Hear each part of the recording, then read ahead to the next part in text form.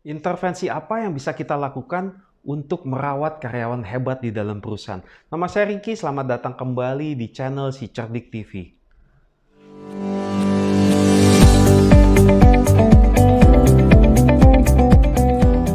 Sebelum masuk topik pembahasan, silakan buat Anda yang belum subscribe untuk subscribe terlebih dahulu agar saya bisa terus semangat untuk berkarya dalam channel ini.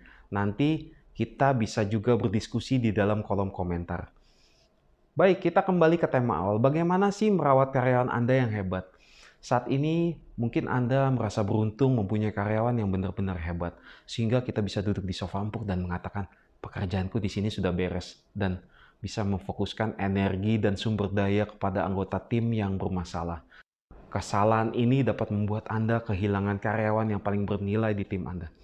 Tanpa investasi yang signifikan untuk pengembangan mereka, karyawan hebat cenderung lebih cepat pindah ke perusahaan lain, lebih cepat lelah, menimbulkan kebencian di dalam tim karena alasan prestasi, kurang patuh pada otoritas karena kaliannya lebih hebat, mengambil keuntungan yang tidak fair atas kinerjanya yang hebat. Seharusnya waktu dominan kita harus lebih banyak kepada karyawan hebat. Namun, sebagian besar manajer lebih senang menghabiskan waktu untuk karyawan yang tidak bisa memberikan performa terbaik. Perang memperebutkan karyawan atau diistilahkan membajak adalah hal yang nyata. Menawarkan gaji yang lebih tinggi, fasilitas mewah, dan lain sebagainya. Salah satu menghindarinya adalah dengan mempertahankan orang-orang Anda. Secara konsisten Anda perlu meneguhkan nilai mereka, dan mereka bisa memberikan performa terbaiknya kepada perusahaan. Menurut Nicholas Stern, ciptakan budaya eksklusivitas sehingga orang akan melihat bahwa bekerja untuk pesaing adalah sebuah penurunan. Banyak karyawan hebat punya budaya keunggulan pribadi sehingga ia pasti mau bergabung kepada perusahaan, departemen maupun kepemimpinan yang serupa dengan dirinya. Sebagai contoh yang terjadi pada perusahaan Xerox waktu itu, di mana ditemukan sesuatu yang tidak masuk akal, di mana tingkat pendapat dan retensi sama-sama rendah. Perusahaan Xerox memiliki 3 keunggulan untuk menjaga karyawannya, yaitu kebanggaan pada prestasi, dan kebanggaan pada standar perusahaannya. Terdapat 5 area rawan yang utama menurut Casey Fitzgerald yang merupakan awal endemik di antara para karyawan. Antara lain, masalah kelelahan. Karyawan hebat lebih banyak mengeluarkan waktu dan energi pada kesehariannya di perusahaan. Pada akhir minggu, kelelahan itu terakumulasi. Akhirnya bintang perusahaan ini merasa lelah dan jarang meminta bantuan manajemen untuk membantu. Akhirnya mereka akan mencari dan memulai pekerjaan baru di tempat lain.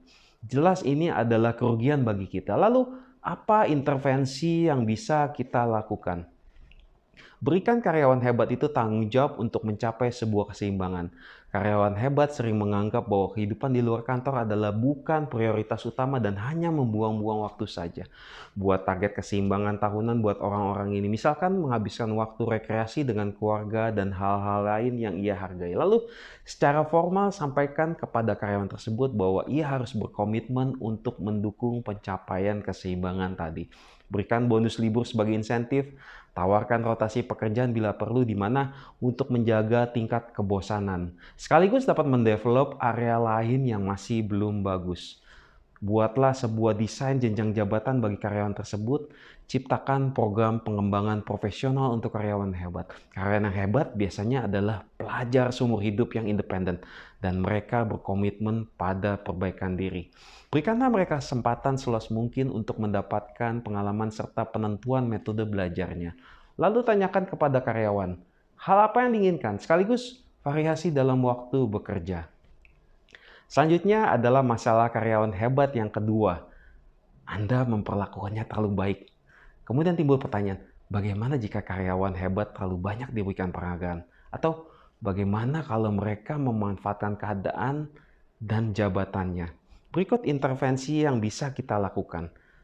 Ubahlah perjanjian. Misalkan karyawan hebat mendapatkan kesempatan untuk mengambil kuliah masternya di tiap hari Selasa dan Kamis.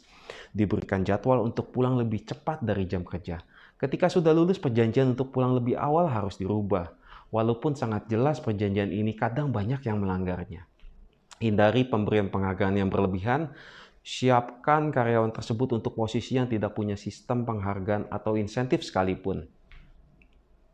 Kemudian kita masuk masalah karyawan hebat yang ketiga, yaitu mereka mungkin dibenci. Dalam kondisi seperti ini, intervensi yang bisa kita lakukan adalah bimbingan antar rekan kerja. Bimbingan ini didasarkan pada fakta bahwa setiap karyawan mempunyai kekuatan di satu bidang tertentu. Tunjuklah karyawan yang hebat tadi sebagai pemimpin tim. Dalam sejumlah kasus, pemimpin yang tidak resmi lebih sulit mendapatkan dukungan dibanding pemimpin yang ditunjuk. Kemudian, masalah karyawan hebat yang keempat adalah karyawan Anda yang hebat lebih jago dibanding Anda sebagai pimpinan. Sejumlah karyawan yang sangat cerdas atau terampil sulit sekali melapor kepada atasan yang kecerdasan dan keterampilannya lebih rendah, walaupun secara jenjang organisasi atasannya lebih tinggi.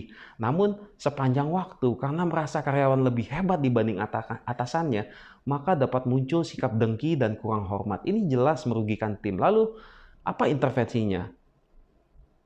Dengan jujur, harus akui kekuatan karyawan tersebut. Kuncinya adalah komunikasi. Misalkan mintalah karyawan hebat menjadi dewan pakar. Setelah komunikasi, definisikan peran Anda sebagai pimpinan. Berikan kepastian kepada karyawan hebat bahwa kita masing-masing mempunyai keunggulan. Lalu persiapan karyawan Anda untuk melakukan pekerjaan Anda. Dalam beberapa kasus, Anda seharusnya menyiapkan seorang karyawan untuk melakukan pekerjaan Anda. Jenis pekerjaan itu satu level lebih tinggi. Ceritakan rencana ini sehingga karyawan hebat ini bisa lebih sabar menunggu. Dalam kasus lain, Anda perlu menemukan pekerjaan hebat lainnya untuk karyawan tersebut. Jika karyawan tersebut siap dipromosikan, lebih baik memberikan posisi yang lebih tinggi. Jelaskan kepada karyawan tersebut, saya sebagai pimpinan siap membimbingnya dan mendukungnya sebagai kandidat internal untuk posisi yang dipromosikan.